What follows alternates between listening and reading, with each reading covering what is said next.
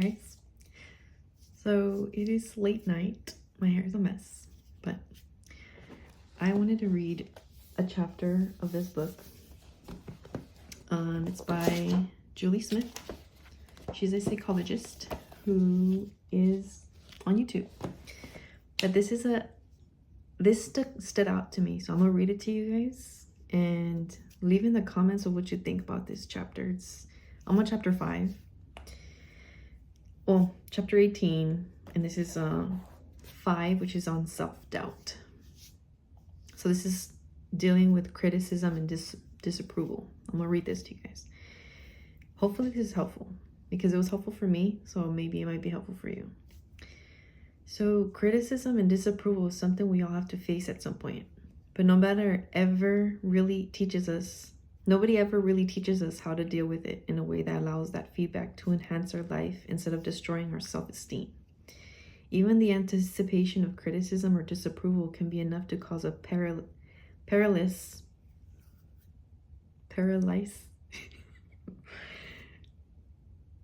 I can't say the word. Paralyze? Okay. And our ability to strive for things that matter most to us. So not having the skills to deal with criticism or disapproval in a healthy way can cost you. Now, this chapter is not about to tell you to stop caring what anyone else thinks of you. I remember I said that to you guys, but just listen.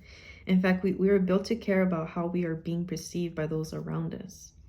Criticism can be a sign that we haven't lived up to expectation in some way, and sometimes, but not always, can signal a risk of rejection or abandonment.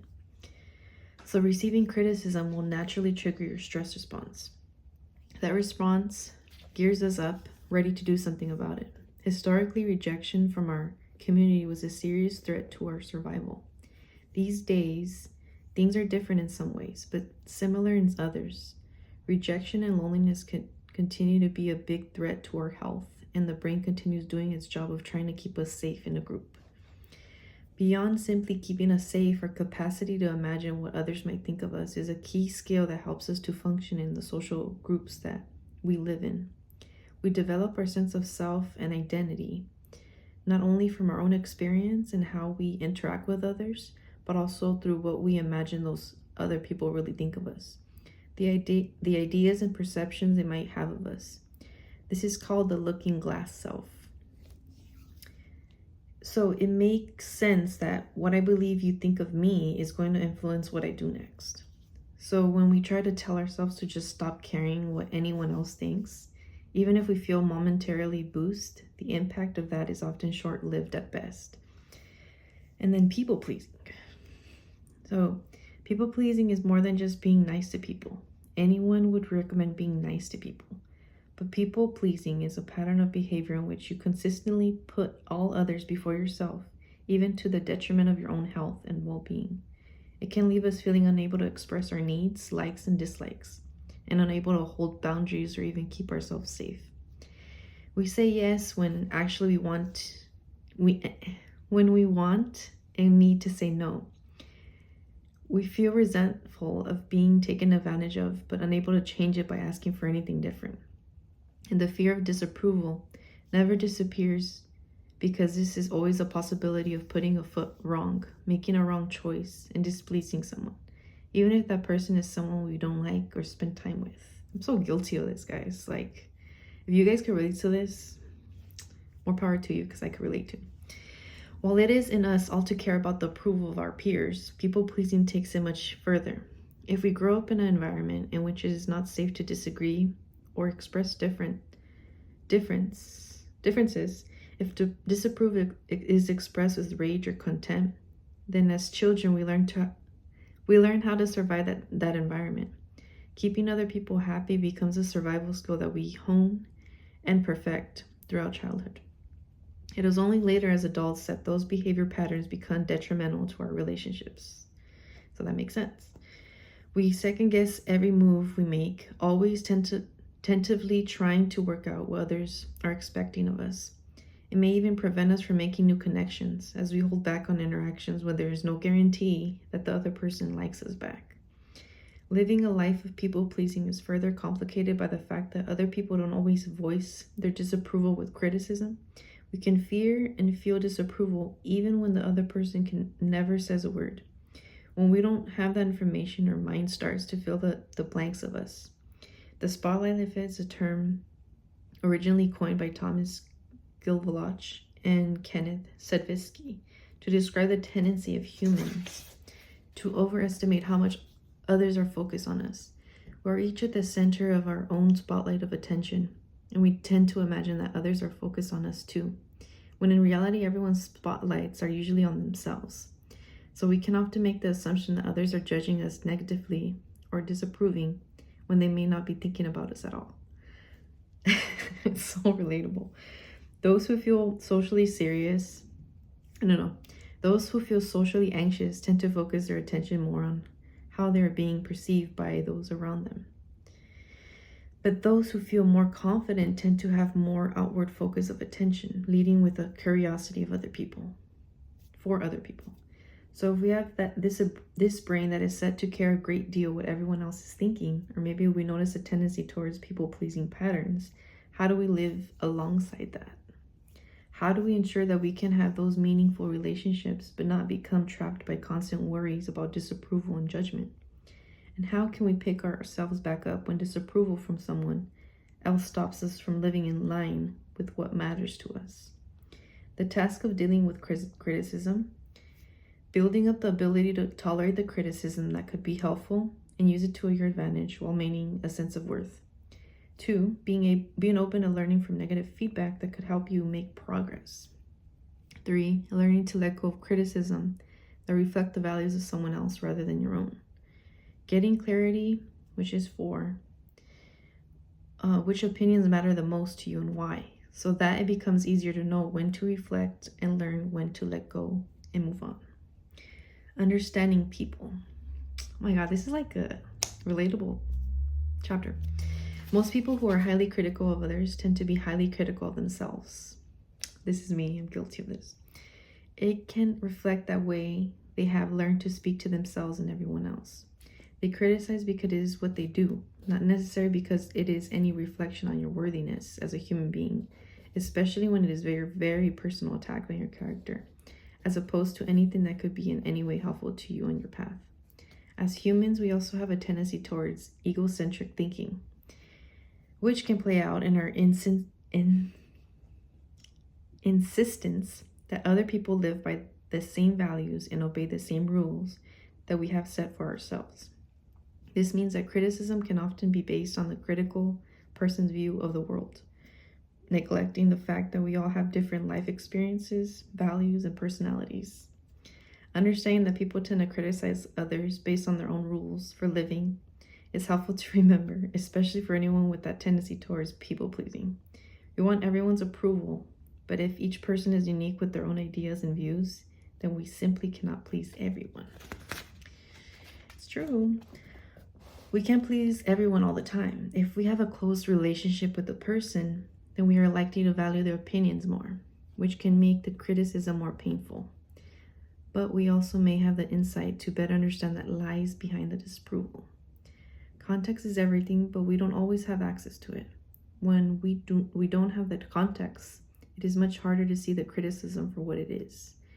One person's idea that's wrapped up in their own experiences, the natural instinct is to take on the criticism as a factual statement that says something about who we are and start to question our own self-worth. Then nurturing self-worth. Not all criticism is bad. When feedback focuses on a specific behavior, we tend to feel guilty, which prompts us to correct our mistakes to repair the relationship. When criticism attacks our personality and our sense of worth as a person, we tend to feel that in the form of shame. Shame is an intensely painful feeling that can be fixed with other emotions like anger or disgust. It is different from embarrassment, which is less intense and tends to be felt in public. Shame is much more painful. We feel unable to speak, think clearly, or do anything. We want to disappear and hide. The sheer intensity of physical reaction makes it difficult to recover from. Shame triggers our threat system in such a way that it can feel like someone held a match to all our other emotions. So we get a rush anger, fear, or disgust to go along with it. Then the self-attack comes swarming in like soldiers over a hill, coming at you with self-criticism, self-denigration, and blame. With that sort of onslaught, the instinct is to block it all out. But shame is not easy to ignore. So we go for the most absorbing, addictive behavior that offer instant relief. Shame resilience is something we can learn, but it is a life practice. Building resilience to shame does not mean you never feel it. Instead, it means we learn how to dust ourselves off and get back up. Being able to experience shame and come back from it without losing your sense of self-worth involves getting to know what triggers shame for you. There are certain aspects of our lives and things we do that we perceive to be a part of who we are. That may be parenting or physical appearance or creativity. Anything that you link to your self-worth can give rise to shame in order to build and maintain a sense of self-worth. We need to understand that our worthiness as a human being is not dependent on living mistake-free. We know that. We all make mistakes. Reality checking the criticism and all the judgments that follow. Whether it comes from someone else or inside your own head, judgments and opinions are not facts. They are narratives and stories that can significantly change our experience of the world. So looking after your self-worth involves taking the name-calling and personal attacks out of the equation and focusing on the specific concrete behaviors and their consequences. Reminding yourself that being imperfect, making mistakes, or failing is all part of being a human. Making friends with your fallibility means that when you do fail, you don't have to feel worthless. You can use each experience to your advantage by learning from it. Minding what you say, criticism will always hurt a little. That is our brain doing its best to keep us safe. There is no antidote that makes it all okay forever and ever. Criticism bouncing off your armor. What use is armor anyway, when the worst critic is in your own head? Oh my God, guilty. A harsh comment or criticism can leave you feeling winded. Of course, naturally, you then spend the next 5 hours rehearsing it again in your head. The brain wants to pay attention to it because it is a threat. But each time you go over it in your mind, the stress response is triggered again. So one kick in the stomach can feel more like 100 kicks in the stomach. Time spent thinking over a helpful criticism that we can put to good use and that adds the work we are doing in the world is time well spent. Ruminating and churning over a nasty comment with no sense of how this can help you is just a continuation of the attack on your character. So look at the positive of the criticism, not the criticism itself. I don't know if that makes sense. Talking to yourself in the right way after a criticism. This is vital if you want to have the capacity to move through shame and bounce back. When we are in the shame, we may feel a sense of self-loathing, and we convince ourselves that we need to continue the attack.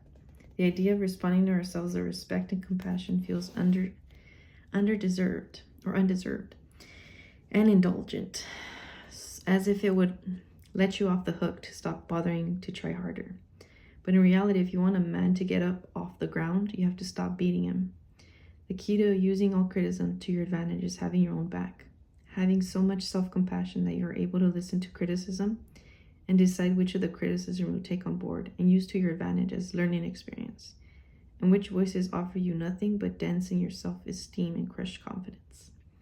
Talking about shame itself. Reach out to someone you trust and confide in them.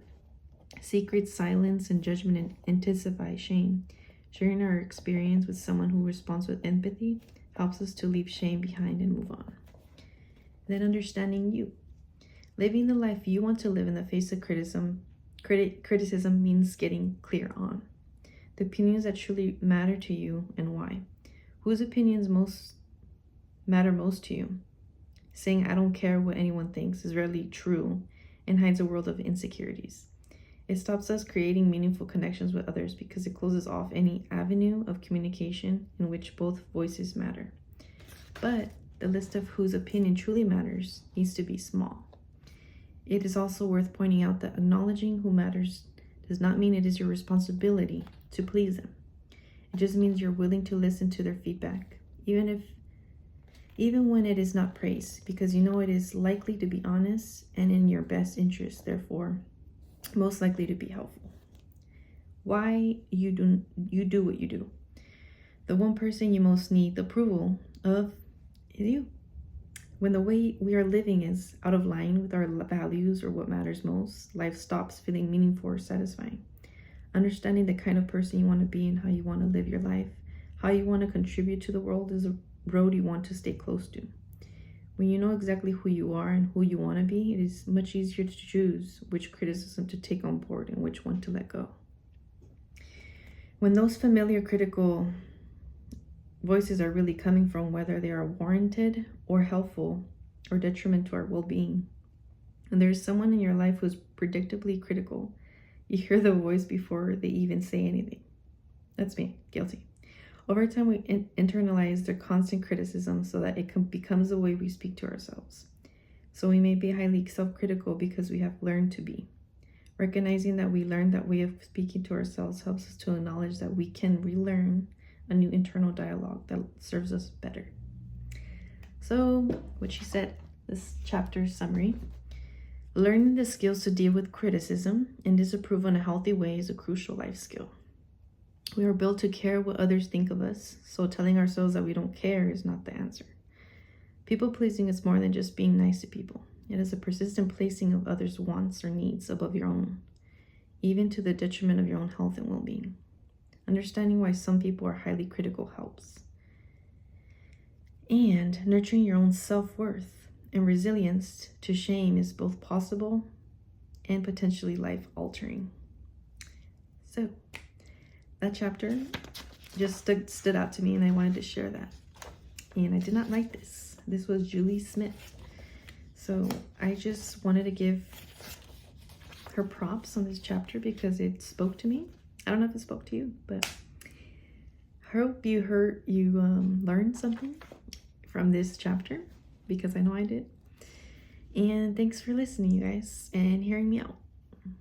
Thanks. Love you guys. Good night. And see you guys in my next video.